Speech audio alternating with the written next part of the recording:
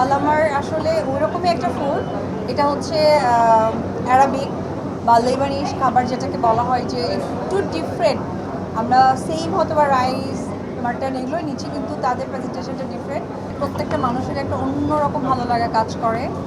আর আমরা যারা বাঙালি, আমরা আসলে ফুড টেস্ট করতে অনেক পছন্দ করি। বাংলা খাবার তো আমাদের থাকেও, পাশাপাশি যখন আমরা বিদেশি কোনো খাবারের নাম শুনি তখন তো ভালো লাগাটা আরও দ্বিগুণ হয়ে যায়। তো আলামার আসলে ওইরকমই একটা ফুড।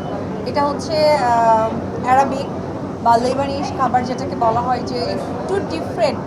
আমরা সেম হয়তো বা রাইস, মাটন এগুলোই নিচ্ছি, কিন্তু তাদের প্রেজেন্টেশনটা ডিফারেন্ট।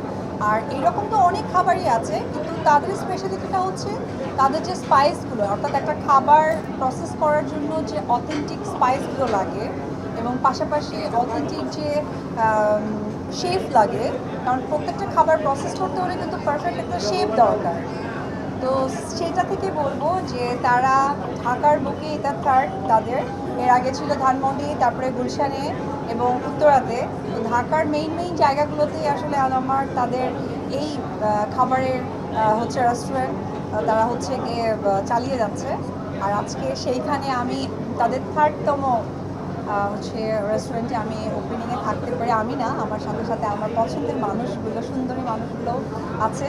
আপনারা আছেন, আপনারা আমার খুবই মানে ভালোবাসার একটা মানে অংশ। সাংবাদিক ভাই বোনেরা, সব কিছু মিলে সত্যি অনেক ভালো লাগছে।